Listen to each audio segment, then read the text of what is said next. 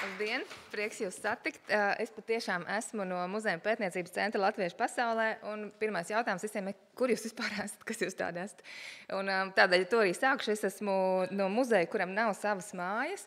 Un to es saku tādēļ, ka lielā mērā tas iespaido to, kā mēs varam skolēnus satikt, jo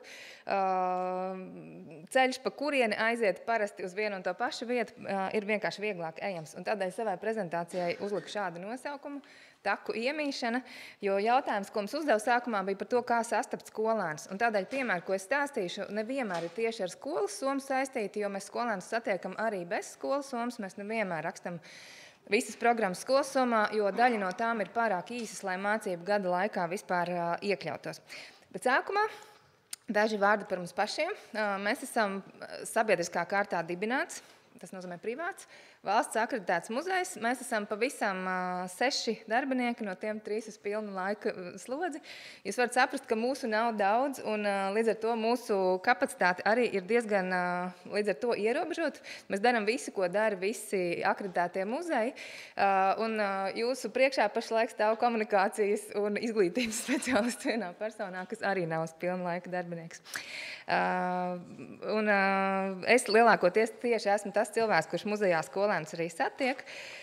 Mēs krājam liecības par latviešiem ārpus Latvijas, tādēļ tāds nosaukums, un mūsu mērķis ir pastāstīt par to, ka liela daļa Latvijas kultūras ir vai nu tikusi aizvesta, vai radusies, vai atgriezusies no vietām, kas ir ārpus Latvijas.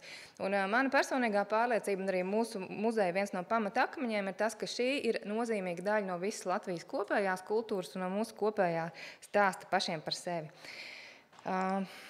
Mūsu pirmā sadarbība ar Latvijas skolas somu sākās 2019. gadā, un tas, ko jūs redzat pašlaik šeit attēlā, ir viena fotogrāfija no mūsu izlaušanās spēles Bēgļu gaitās,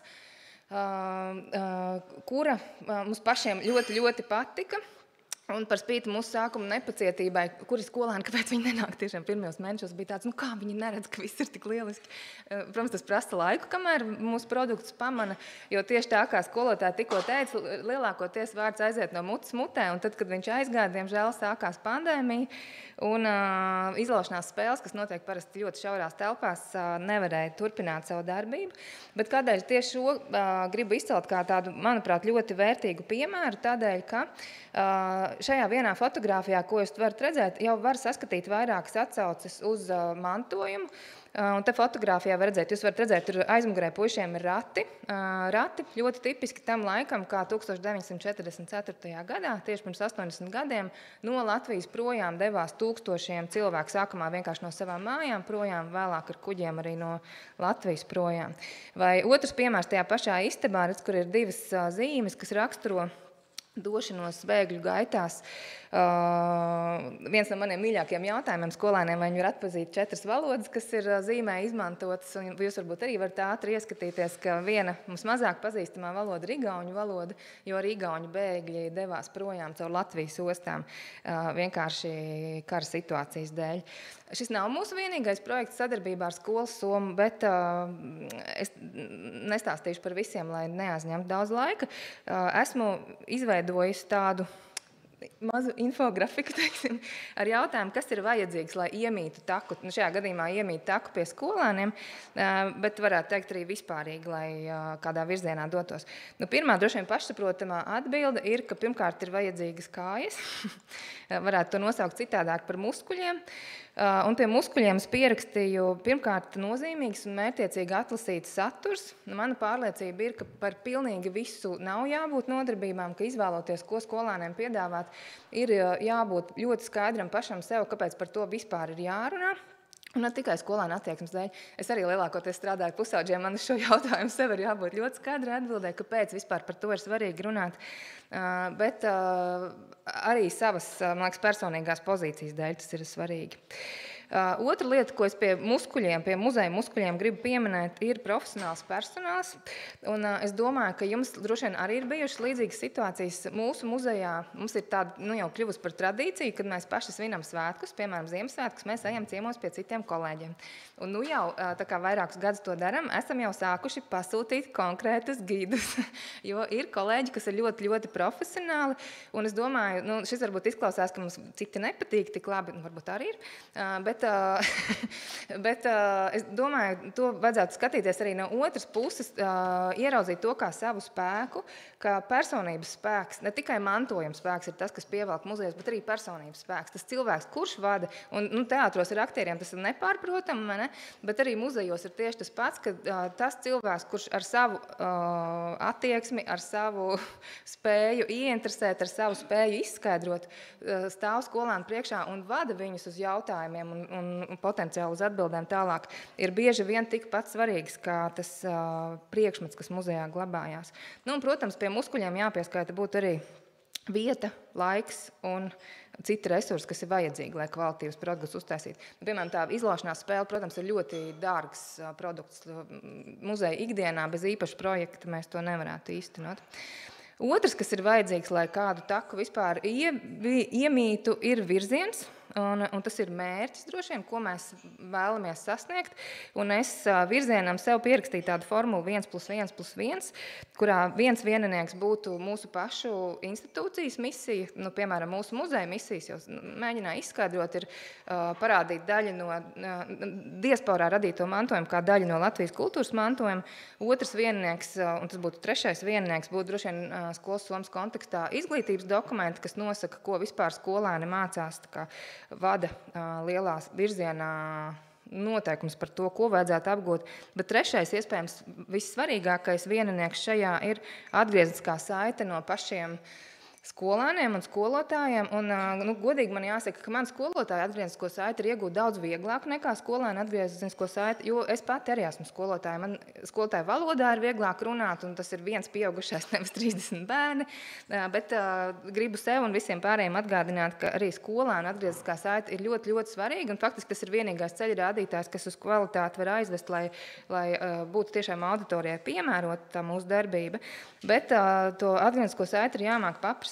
Jo es esmu arī dažas reizes, teikšu tā, vulgāri aplauzusies, uzdodot tādu vispārīgu jautājumu, kas jums likās visvērtīgākais, vai ko vajadzētu darīt citādāk? Un cilvēki jau viss ir pieklājīgi, neviens man acīs neteiks, ko tur tiešām vajadzētu darīt citādāk. Līdz ar to tāds jautājums ir faktiski bezjēdzīgs. To man jāspēj izsacināt no kaut kā citādāk uzdot jautājumu. Un mani mīļākie divi ir mazajiem bērniem. Mēs šogad esam sākumskolai speciālu piedāvājumu radījuši vasarā, un līdz ar to vajadzēja visu ļoti vienkārši. Tad no viņu vērtīgākās atbildes bija jautājumi, ko tu no šodienas paņems līdzi. Un tādiem vecākiem bērniem, vidusskolāniem, es parasti jautāju, kas bija negaidītākais no tā, ko tu šodien piedzīvoji. Tas man ļauj izvērtēt, man vienkārši nav iespējas īsti runāt, ko tad jūs gaidījāt, un es nevaru veltīt tikpat ilgu laiku izvērtējumam, cik pašai nodarbībai. Tad šis jautājums man palīdz iegūt tādu saturīgu informāciju, jo bieži vien viņi nepiemina to, ko es biju domājis. Un tas man tieši tas lielākais indikators, ka ja viņi nepamana tos, ko es biju fokusējusies, visticamāk viņiem vai nav aktuāli, vai es to nepietiekami esmu izcēlus. Vai ne? Trešā lieta mūsu muzeja gadījumā varbūt sāpīgākā, es to nosaucu par staigāšanu. Bet citiem vārdiem to varētu nosaukt par tādu konsekvenci, par ilgstošu viena piedāvājuma ilgstošu piedāvāšanu un slīpēšanu. Mēs tā kā esam neliels muzejs īrētās telpās, mums lielās izstādes parasti ir 3, labākajā gadījumā 4 mēnešus, un jau kuro gadu mēs piedzīvojam situāciju, ka tad, kad skolotāji paši sāk zvanīt un grib pieteikt grupas, tad tieši tā izstāde ir beigusies. Un mēs to ņemam vērā, bet, diemžēl, mēs finansiāli īsti nevaram nekādu citu ceļu šobrīd atļauties. Tādēļ visiem citiem ieteikums ir to, kas ir labi izdarīts, piedāvāt pēc iespējas ilgi, vienlaikus cenšoties turēt rokas pulsu, ņemt to atgrieznisko saiti vērā un viņu pielāgot, jo situācija mainās, un es arī esmu pie tiem cilvēkiem, kas saka, ka paaudzes mainās pašlaik, aktualitātes mainās ļoti strauji, un tāpēc ir sajūta, ka ka arī mūsu apmeklētāji mainās. Varbūt, kad vienkārši laiks mainās. Bet mūsu tā situācija, piemēram, tām bēgļu gaitām bija, mums sākumā visu laiku bija tā kā urdēšana, kāpēc viņi nenāk, tad mēs joprojām vēl saņemam zvanus par to, vai var pieteikties uz izlaušanās spēli, kaut arī viņus slēdz 20. gadā pandēmijas laikā, un šobrīd ir 24. gads jau. Nu, un 4. lieta pie taku iemīšanas, es to nosaucu par gatavību tikties, vai vienkārši gatavību. Un no vienas puses tā būtu varbūt tāda pieņemšana, spēja ieraudzīt un satikt savu apmeklētāju, savu skolānu, piemēram, tur, kur viņš ir, gatavību pārsteigumiem. Un vienu tādu mazu varu izstāstīt man šīs vasaras pārsteigumu. Mums muzejā pie sienas ir tāda fotografija siena ar dažādiem periodiem, kur latvieši ārpus Latvijas ir dzīvojuši, un tur ir arī Austrālijas slavenākais laikam latvietis Krokodila Dandijs. Un tas parasti pieaugušiem labākajā gadījumā, es šito atceros no filmas, bet ko prasa sākuma skolas bērni? Vai tas ir Dievs? Un es pilnīgi nezinu, ko atbildēt pirmajā reizē. Un tad, protams, es pēc tādu pasmaidu pasaku, ka nē, domāju, droši vien kāds īpaši reliģisks bērns no tādas ģimenes, bet šajā vasarā 5 reizes to jautājumu sagaidīju. Un tad es saprotu, ka man vienkārši jāsaprot, ka tas ir tāds aktuāls jautājums, un es jau, protams, saprotu, jā, viņš ir ar bārdu, un droši vien var kaut kā izskaidrot, kāpēc viņi tā jautā. Bet pie gatavības, šis tāds maigs piemērs un mīļš, vai ne, jo mazie bērniņi, bet pie gatavības tikties ir arī tādi, varbūt nepatīkamāki piemēri, un tāpēc es otru tēzi šeit pierakstīju sevis apzināšanās, ka ir arī jāsaprot savas robežas. Un pie gatavības tikties vēl var izstāstīt tādu piemēru, ka kādā skolā 22. gada pavasarī, kad tikko bija sācies Ukrainā bruņotais konflikts, es vadīju nodarbību skolā par bēgļu gaitām, kas nav par Ukrainas karu, bet par to 44. gadu. Un viens skolēns, tāpēc, ka tur tos Ukrainas piemērus atsaucējos uz viņiem, jo fotogrāfijas, diemžēl, ir gandrīz 1:1, viņš sāka ļoti skaļi protestēt 9. klases skolēns, kāpēc man par viņiem vispār kaut kas jāzina. Un mani pirmkārt, tāpēc, ka dzīvoju pilnīgi citā burbulī, paši drusciņi izsita no sliedēm, es ātrumā nevarēju izdomāt, ko lai īsti atbild viņam. Mēs tur drusku, kā sākumā tā maigi kaut ko, viņš sāk arvien vairāk uzbrukoši vienkārši izteikties par cilvēkiem, kuriem it kā viņa acīs nav nekādas vērtības, un es sāku saprast, viņš jau droši vien atkārto kādu citu pieaugušā teiktu, un tajā brīdī es vienkārši pateicu, ka man personīgi tā ir pilnīgi nepieņemama pozīcija, un tā kā nocirt vispār to sarunu, kas, es domāju, no visas metodikas viedokļa skatos uz Aju, ir visnepareizākais, ko es varēju izdarīt, un es par to atpakaļ ceļā ļoti ilgi domāju, kā es tur savā galvā gandrīz raudādam braucu un domāju, kā es izgāzos, bet godīgi pēc laika, kad es nomierinājos, es domāju, ka varbūt īstenībā es izdarīju pareizi, jo es arī esmu cilvēks, un man liekas, ka tomēr ir svarīgi, tāpēc arī teicu par to personības faktoru, ka ir svarīgi, ka man arī ir robežas un man arī var būt sava pozīcija. Un tajā brīdī varbūt bija godīgāk parādīt, ko es īstenībā domāju, nevis tikai viņu virzīt uz kādu secinājumus, kur viņš negrib acīm redzami iet. Un tas ir tāds jautājums, par ko mēs varam diskutēt. Šie ir 4 punkti, ko es domāju, kas ir vajadzīgi, lai tādu taku uz kādu mērķi iemītu, bet vissvarīgākais, kas, jā, viens, ko es neprādījis, ielika arī plikās pēdiņas, jo reizēm tā taka mēdz tāda ērkšķēna sanākt šādiem piemēriem, bet svarīgākais jautājums varbūt ir vispār vajadzība.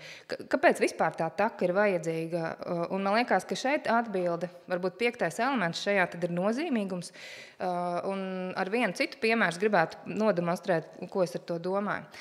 Šī ir viena fotogrāfija no mūsu muzeja krājuma, un šeit ir redzams 85. gads Vašingtonā. Tur ir 6 latviešu puiši no Amerikas Savienotām valstīm un Kanādas, un viņi ir pieķēdējušies pie PSRS vēstniecības Vašingtonā. Un jūs varat saskatīt fotogrāfijā, tad viņiem uz kreklēm ir rakstīti Latvijas sirdsapziņas cietumnieku vārdi, un vidū ir Raimonds Baumans, kuram uz krekla rakstīts Gunāra Astras vārds. Un Gunārs Astra tajā brīdī jau bija notiesāts. Šeit ir Gunāra Astras krimināla lietas fotogrāfija, un, ja jūs atceraties no vēstures, tad Gunārs Astra tika cita starpā tiesāts par literatūras glabāšanu, un viena no grāmatām, par kuru viņa tiesā bija Agņa Baloža Latvijas vēsture.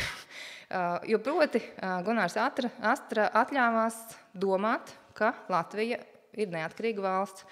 Un no tā izrietēja sekas tādas, ka viņš tika arestēts, notiesāts un neilgi pēc tam arī nomira.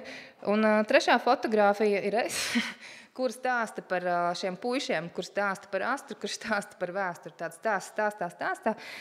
Un jautājums šeit varētu būt, kā jūs domājat, vai tas, ka es viņiem par to stāstu, to padara kaut kādā veidā par mūsu kopējo vēsturi. Un šeit es jums nelikšu celties kājās vai vicināt rokas, bet man pašai, diemžēl, jāsaka, ka nē.